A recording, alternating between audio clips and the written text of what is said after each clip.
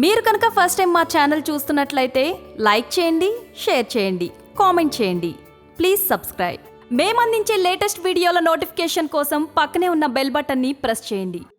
Hi అండి, ఈరోజు మనం డాక్టర్ నవనీత గారి దగ్గర ఉన్నాము. ఈమె general physician and diabetic doctor. Actually మ్యామ్ని అడిగి మనం ఈ జనరల్ దీనిలో ఉన్న problems, issues and diabetic issues గురించి మనం తెలుసుకుందాము. మేడంని అడుగుదాము. హాయ్ మ్యామ్, నమస్తే. హాయ్ అండి, నమస్తే. హలో అండి, గుడ్ ఆఫ్టర్నూన్. నేను డాక్టర్ నవనీత. నేను పీజీ ఇన్ ఫ్యామిలీ మెడిసిన్ బెంగళూరులో చేశాను and did fellowship in diabetology. It is a chronic disease. It's a metabolic disease which is characterized by high level of blood sugars in the body. Usually our body contains a pancreas which contains various types of cells like alpha cells, beta cells, a lot of cells. Usually beta cells will produce insulin. So whenever our body doesn't contain insulin, like whenever there is a deficiency of insulin or resistance of insulin to all the cells in our body, there will be resulting in diabetes mellitus. So usually 470 million people worldwide are affecting diabetes every year. Oh God. Among them, like 1.5 million people are dying for every year. And there are various types of diabetes like 1, 2, gestational, autoimmune, various types. But most commonly are type 1, type 2 and the gestational, which usually occurs in the pregnancy. Okay. What are the symptoms in the diabetes? So, diabetes is a silent disease. Usually they may not present with symptoms also. Based on, as I mentioned earlier, there are many types of diabetes, right? So like usually type 1 diabetes usually present in young people. Presentation may start as quick as possible. Usually it progresses even over a few weeks. Whereas in case of type 2, gradually it takes over months and years also. So patients with type 2 diabetes may not have any symptoms for years long also.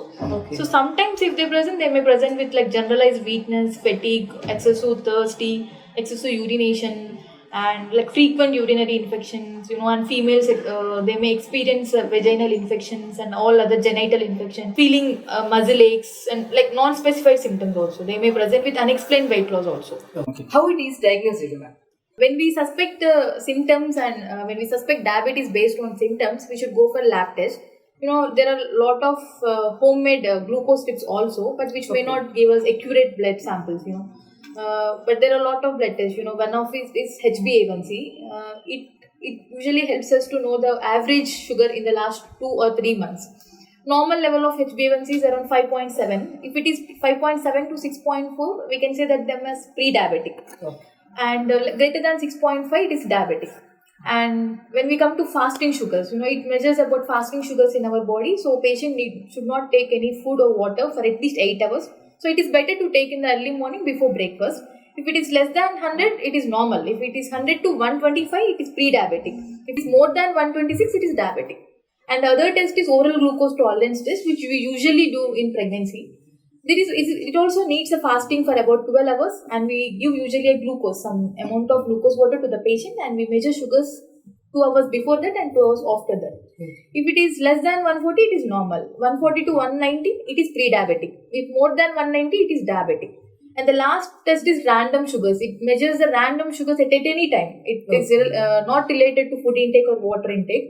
If it is greater than 200, we can say that they are diabetic, and we can go ahead with other tests which I mentioned earlier. Yeah, actually ఇప్పుడు stress అనేది ఎక్కువ ఉంది. Not only students and generations, so many people. ఎక్కువ ఒక generation అని కాదు, ఇప్పుడు students కి ఎడ్యుకేషన్ కింద స్ట్రెస్ ఎక్కువ ఉంటుంది. ఫ్యామిలీ ప్రాబ్లమ్స్, ఇట్లా స్ట్రెస్ వల్ల ఏమైనా దీనిలో ఇష్యూస్ ఉంటాయా? Stress actually it acts as a barrier. మన షుగర్ కంట్రోల్ కి స్ట్రెస్ వల్లనే షుగర్ కంట్రోల్ చేయలేకపోతున్నాము. Because there are a lot of mechanisms. మన diabetes itself is a stress condition. It's progressive thing. Diabetes అనేది life long, it's prolonged process, right? It creates stress to our life. So usually our body, like normal body, whenever body feels fear or stress, it will react. It is like normal response, fight or flight response. So whenever body, the patients with diabetes, ఎప్పుడైతే stress గా feel అవుతారో, there are certain stress hormones in our body like cortisol, adrenaline, which are released from the body. So అవన్నీ కూడా stress టైంలో release అవ్వడం జరుగుతుంది. So which will further transfers the blood to muscles. వేరే organs అన్నిటికీ కూడా blood supply చేయడం వల్ల ఈ గ్లూకోజ్ యొక్క యూటిలైజేషన్ అనేది తగ్గిపోతూ ఉంటుంది మన బాడీలో. సో ఆ గ్లూకోజ్ లెవెల్స్ అన్నీ కూడా బ్లడ్లో ఉండిపోయి it will affect all the other organs from top to bottom. As I told earlier, it is silent disease. So మెల్లిమెల్లిగా అది అక్యుములేట్ అయిపోయి పై నుంచి కింది వరకు కూడా అన్ని ఆర్గన్స్ని ఎఫెక్ట్ అవ్వడం జరుగుతుంది. So stress it self is a major barrier for hour sugar control in our life. So there are a lot of stress, as you know, physical stress, mental stress, psychological stress, as most of the like andaru, not I cannot say only young people ani andaru face chestunnaru.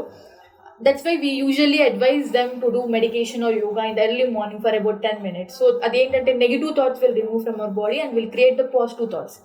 So which will prevent the release of all those stress hormones in our body and prevents the barrier for our sugar control. Yeah, there is lot of stress impact on diabetes. Usually the same thing will be asked by most of the patients. ఎప్పుడైతే ఓపీకి వస్తారో whenever the sugars were found to be high, ma'am నాకు medication వద్దు, I'll do some lifestyle modifications and all those things they will tell. You know, based on the lifestyle modifications, we can say whether to start medication or not. You know, whenever obesity ఉన్న వాళ్ళందరికీ sugar వస్తుంది అంటారు. That's not the fact. It is itself is a risk factor. That I can say it's a risk factor. So weight loss will help them to prevent diabetes. So whenever we reach, as I mentioned earlier, lab values ఎప్పుడైతే HbA1c greater than 6.5 అంటే diabetic stage లో ఉన్నారో, it is better to start low dose medication along with lifestyle modifications. Only medicines which obviously won't control diabetes. So lifestyle modifications, diet and physical activity రెండు కూడా equal ప్రపోర్షన్లో చాలా వరకు 50% of the sugar will be control by both of this. So physical activity చాలా మంది ఎక్కువ like yoga, gym చేస్తారు, ఇవన్నీ చేస్తారు. So brisk walking, moderate walking at least 15 to 20 minutes per day. That is 5 days per week అనేది చాలా important, which will reduces our insulin resistance in the body so that it will decreases the sugar. It will better provide us better sugar control. And coming to the diet, you know, అందరూ ఈ diet తినొచ్చు, ఆ diet తినొచ్చు అంటే ideally they can eat everything. You know, it's a balanced diet ఉండాలి. Should contain the proportion of carbohydrates, proteins and fats. So you know, short and frequent meals అనేది advice చేస్తాం ఎప్పుడు కూడా. So whenever the patient eats like 4 to 5 idlis ఏమైనా తింటే, morning we should ask them to skip 2 idlis. So better to ask them to eat only 2 or 3 idlis in the morning around 8 AM. Then మన Indian సినారియోలో 8కి తిన్నామంటే మధ్యాహ్నం 1 or 2 o'clockకి తింటాం. So ఆ మధ్యలో ఏంటంటే sugars ఎక్కువైపోయి పడిపోతూ ఉంటుంది. కాన్స్టెంట్గా బ్లడ్ షుగర్స్ అనేవి మన బాడీలో ఉండవు.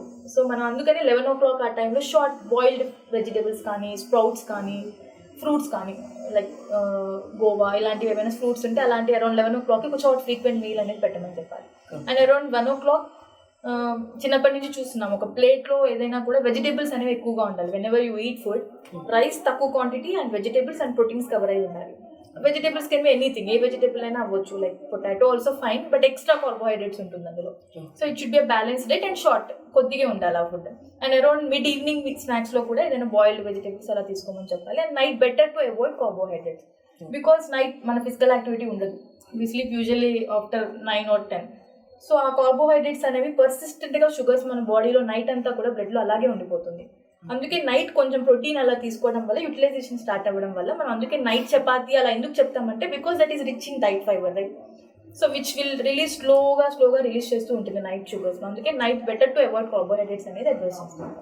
Actually sugar patients rice avoid చేయమంటారు, అది good or not bad? That's what I'm saying. Rice is a carbohydrate. So you know, అది ఏంటంటే కార్బోహైడ్రేట్ వల్ల షుగర్స్ అనేవి బ్లడ్ లో పెరుగుతూ ఉంటాయి. సో తినొచ్చు మధ్యాహ్నం, we should advise them to eat. That's what I told. ఎంత మనం రైస్ అయితే తీసుకుంటామో it should be small cup.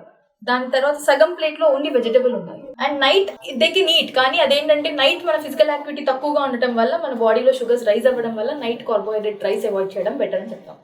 Actually diabetes ఉన్న వాళ్ళు ఎలాంటి ఫ్రూట్స్ ఎక్కువ తీసుకోవాలి? యాక్చువల్లీ చెప్పాలంటే గోవా, కివి, గ్రీన్ యాపిల్స్ తినొచ్చు, యూనో పొమగ్రనేట్ ఇలాంటివి ఎక్కువ తీసుకోవడం బెటర్. యూనో మ్యాంగోస్ ఇట్లాంటివి అవాయిడ్ చేయాలి బికాస్ ఎక్కువ షుగర్ కంటెంట్ ఎక్కువగా ఉంటుంది అందులో. కాబట్టి అందుకే మధ్యాహ్నం మార్నింగ్ మిడ్ మార్నింగ్ స్నాక్స్ ఉంటుంది కదా, ఆ టైంలో మన ఈ కివి కానీ గోవా కానీ ఇలాంటివి తీసుకోవడం వల్ల బెటర్. షుగర్ ఉన్న వాళ్ళు యాక్చువల్లీ డైలీ ఎన్ని టైమ్స్ తీసుకోవాలి ఫుడ్, ఎట్లా వాళ్ళు ప్లాన్ చేసుకోవాలి? Morning around breakfast actually skip చేయకూడదు. మీల్స్ అనేది స్కిప్ చేయకుండా ఉండడమే major control in diabetic. So morning మనం బ్రేక్ఫాస్ట్ యాజ్ యూజువల్గా అందరూ ఎలా చేస్తారో అలాగే చేయాలి, but quantity should be low. And then around 11 o'clock as I mentioned earlier, 11 o'clock కొంచెం snacks, whatever it is, boiled fruits కానీ, నార్మల్ ఫ్రూట్స్ కానీ, బాయిల్డ్ వెజిటేబుల్స్ అవ్వండి, స్ప్రౌట్స్ అవ్వండి, అవన్నీ కూడా, or any protein powder, normal protein powder or egg white, any protein. Then around 1 o'clock, 2 o'clock some amount of meals with fresh vegetables and all, or some chicken, egg, ఏదైనా సరే. చికెన్తో తిన్నా కూడా chicken should be more and rice should be more because it is rich in protein, right? So protein food ఎక్కువ prefer చేస్తాం. And around mid evening స్నాక్లో కూడా around some sweet corn or some fruit or anything. And then night around 7:30 they should finish they dinner by 2 rotis or something. Actually diabetes అనేది genetic ప్రాబ్లమా? Actually ఇప్పుడు అందరికీ ఉంటుంది, చాలా మందికి పేరెంట్స్ ఉంటే డెఫినెట్ గా వాళ్ళకి షుగర్ ఉంటుందనే ఒక రూమర్ ఉంది. సో అది రియల్ గానే నిజంగానే పేరెంట్స్ ఉంటే వాళ్ళ చిల్డ్రన్స్ కి డయాబెటిక్ అనేది అటాక్ అవుతుంది. చాలా రిస్క్ ఫ్యాక్టర్స్ ఉన్నాయండి డయాబెటిక్. ఓన్లీ జెనెటిక్స్ అని చెప్పలేము, ఓన్లీ ఫ్యామిలీ హిస్టరీ ఉన్న వాళ్ళందరికీ వస్తుంది అని చెప్పలేము, ఫ్యామిలీ హిస్టరీ లేని వాళ్ళకి వస్తుంది అని చెప్పలేము. మనం ఇప్పుడు చూస్తున్న దానిలో నో ఫ్యామిలీ హిస్టరీ, ఏ ఫ్యామిలీ హిస్టరీ లేని వాళ్ళు కూడా ప్రెజెంట్ అవుతున్నారు diabetes. So lot of risk factors, smoking, alcohol, physical activity సరిగ్గా లేకపోవడం వల్ల జరుగుతుంది. లాట్ ఆఫ్ సాఫ్ట్వేర్ ఇంజనీర్స్ వాళ్ళందరూ ఎక్కువసేపు ప్రొలాంగ్గా కూర్చొని చేసేవాళ్ళు, కానీ ఆల్కహాల్ తీసుకునే వాళ్ళు, సెడెంటరీ లైఫ్, డైటరీ ఫుడ్ సరిగ్గా తీసుకోకపోవడం, హై స్మోక్డ్ ఫుడ్స్ తినేవాళ్ళు, హెరిడిటీ ఇది కూడా ఉంది, ఫెమిలియల్ హిస్టరీ ఉంటుంది, which is more common in type 1, which I mentioned earlier, young పీపుల్లో కామన్ గా ఉంటుంది అనమాట. మ్యామ్, ఇన్సులిన్ ది ఎంతవరకు ప్రిఫర్ చేయొచ్చు? ఇన్సులిన్ కొంతమంది 2 times తీసుకుంటూ ఉంటారు, డేలో 1 time తీసుకుంటూ ఉంటారు. అసలు ఎలాంటి పేషెంట్స్ కి ఇన్సులిన్ ది మీరు ప్రికాషన్ ఇస్తారు ఇన్సులిన్ యూజ్ చేయమని? ఇన్సులిన్ లో చాలా టైప్స్ ఉంటాయండి. షార్ట్ యాక్టింగ్ ఇన్సులిన్ అని, ఇంటర్మీడియట్ యాక్టింగ్ అని, లాంగ్ యాక్టింగ్ అని, ఇప్పుడు కొత్తగా extra large acting, ultra long acting అని కూడా ఉంటాయి. సో యూజువల్లీ టైప్ 1 డయాబెటీస్కి ఏంటంటే డెఫిషియన్సీ ఆఫ్ ఇన్సులిన్, వాళ్ళలో కంప్లీట్ గా బాడీలో ప్యాంక్రియాస్ లో బీటా సెల్స్ అనేవి డిస్ట్రాయ్ అయిపోతాయి. సో వాళ్ళ ఇన్సులినే ప్రొడ్యూస్ అవ్వదు. సో వాళ్ళలో మనం ఇన్సులిన్ అనేది ఇస్తూ ఉంటాం. It depends on the sugar levels అనమాట. టైప్ 2లో మనం యూజువల్ గా ఓహెచ్ఏసే పెడతాము, ఓరల్ మెడికేషన్సే పెడతాము.